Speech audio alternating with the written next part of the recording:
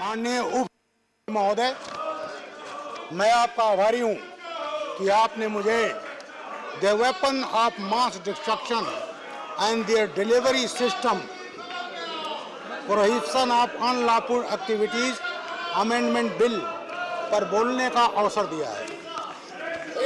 महोदय, हमारी पार्टी के माननीय महेश जेठमलानी जी और हमारे मित्रों ने इसके कानूनी पहलुओं पर विस्तार पूर्वक चर्चा किया है। मैं कानूनी पहलुओं पर नहीं जाना चाहता, मैं केवल तथ्यों पर जाना चाहूँगा और आप ये सदन को बताना चाहूँगा कि महोदय, हमारे देश में वेपन ऑफ मास डिस्ट्रक्शन का प्रयोग बहुत पहले से हुआ है। माननीय लक्ष्मीकांत वाजपेयी जी बैठे हैं, कांता कर्दम जी बैठे हैं, मैं मेरठ का एसएसपी था और उस समय आरडीएक्स का इस्तेमाल हुआ था 13 जनवरी 1993। महोदय, एक बस जा रही थी, उसमें आरडीएक्स रखा गया, दौराला जगह है मेरठ में, और वहां जब उसमें धुआं उठने लगा, यात्री उतर गए, ब्लास्ट हुआ, पूरी बस ब्लास्ट हो गई। अगर उसमें यात्री होते सब मारे जाते। महोदय, अपने विपक्षी मित्रों को भी बताना चाहूंगा, हमें नहीं भूलना चाहिए 13 मार्च 1993 क्या हुआ था। मुंबई में 12 जगहों पर बम ब्लास्ट हुआ था। क्या इस्तेमाल हुए थे? Car bomb. 13 कारों में आरडीएक्स भर करके और वहां पर स्कूटरों में भर करके, और वहां Bombay stock exchange, all India radio, airport, hotels, Zaveri market, passport office, इन सब में ब्लास्ट किए गए थे और 257 लोगों की हत्याएं हुई थी।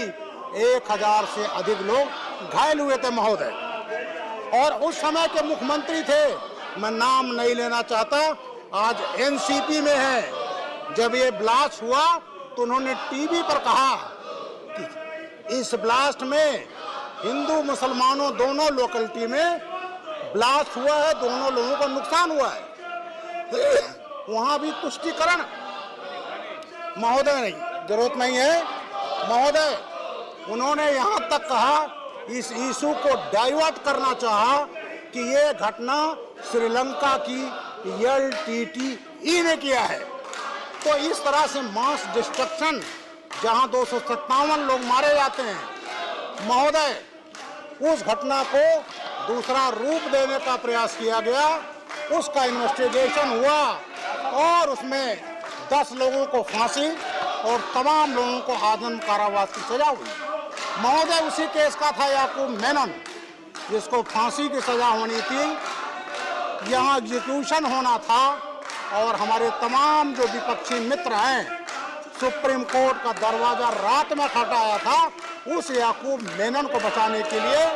उस बंबई को जहां 257 लोगों की हत्या कर दी गई थी महोदय, उनको बचाने का प्रयास किया गया। महोदय, हम आतंकवाद से पीड़ित रहे हैं, हम पंजाब के आतंकवाद को अच्छी तरह से जानते हैं महोदय।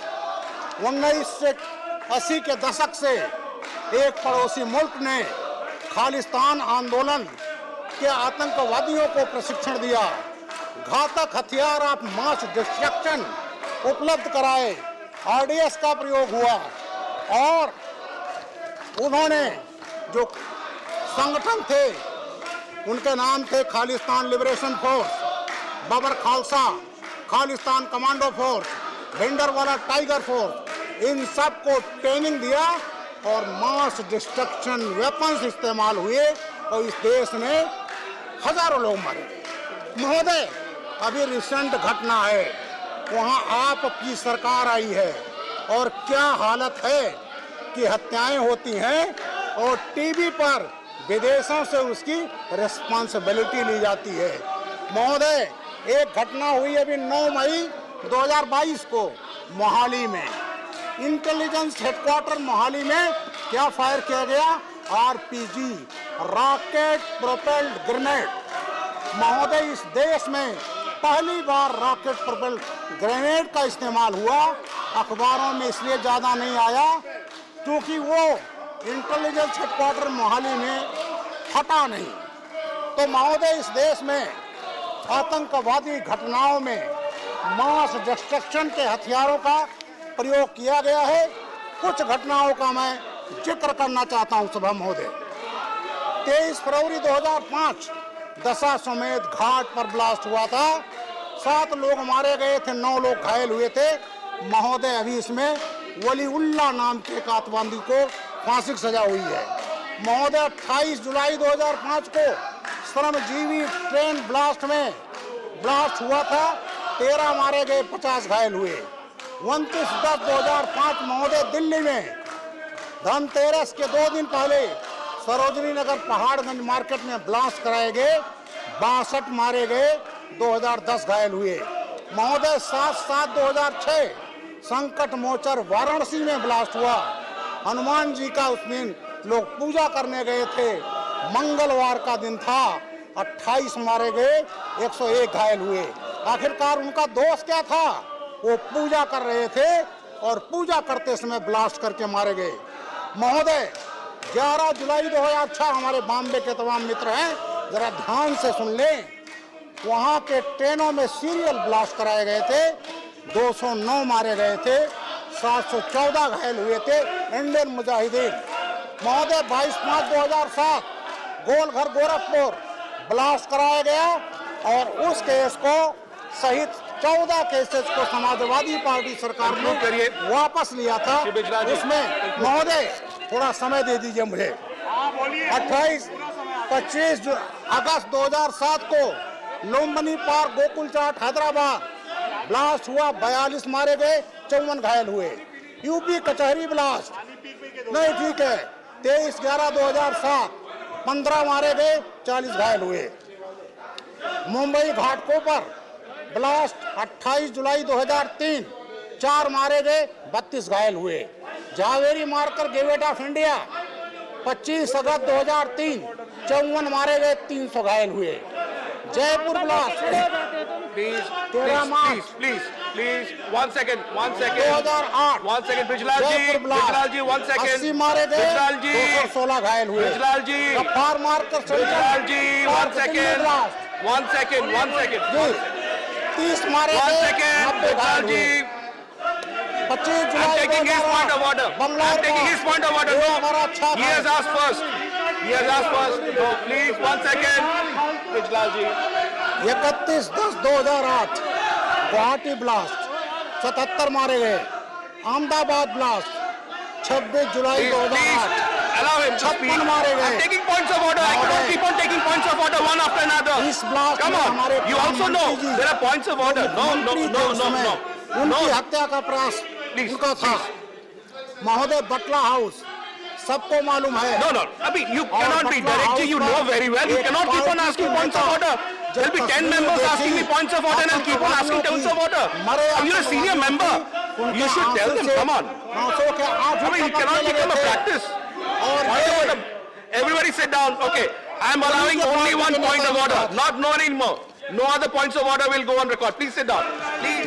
दूसरी घटना महोदय 7 दिसंबर 2010 शीतला घाट बनारस शीतला घाट आरती हो रही थी महोदय। वहां हाइड्रोजन पेरोक्साइड से ब्लास्ट कराए गए थे। मैं एडीजी लॉ एंड ऑर्डर था उस समय।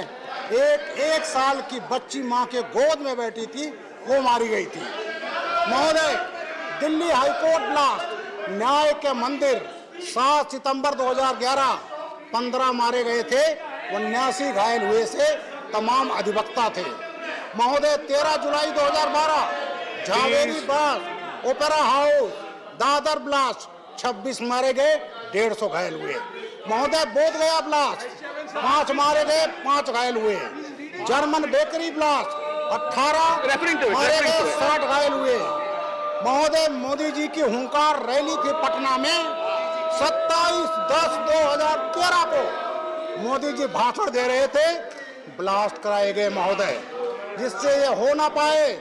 और उसमें 6 मारे गए, 85 घायल हुए।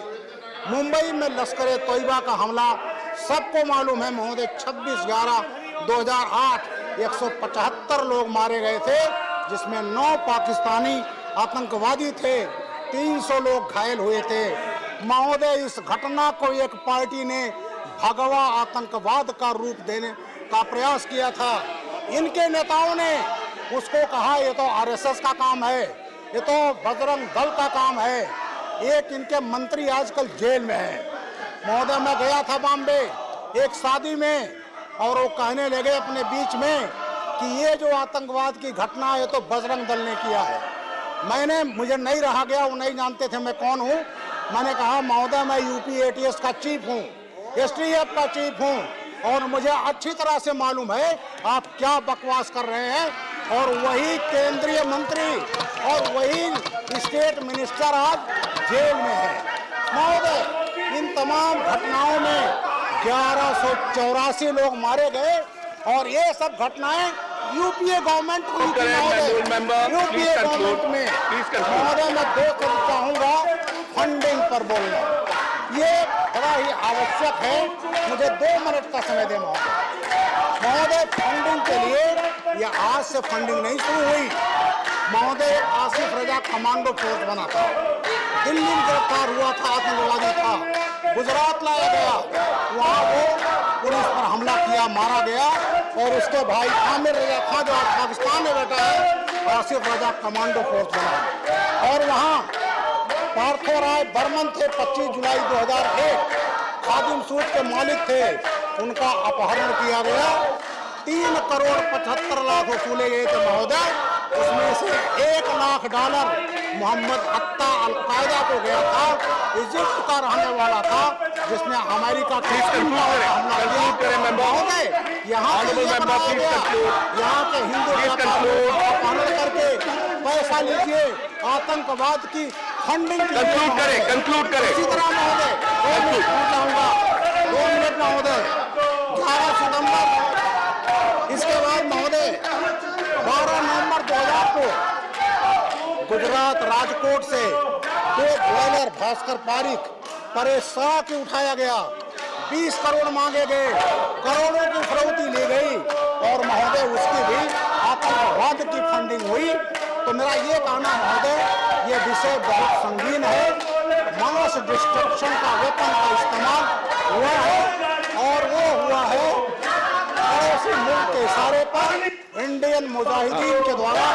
मुझे इस बात का कष्ट है कि आतंकवाद पर राजनीति की गई, उत्तर प्रदेश में मुकदमे वापस किए गए, और बम्बई जो घटना हुई, इतनी बड़ा घटना, उसको कहा गया भगवा आतंकवाद है।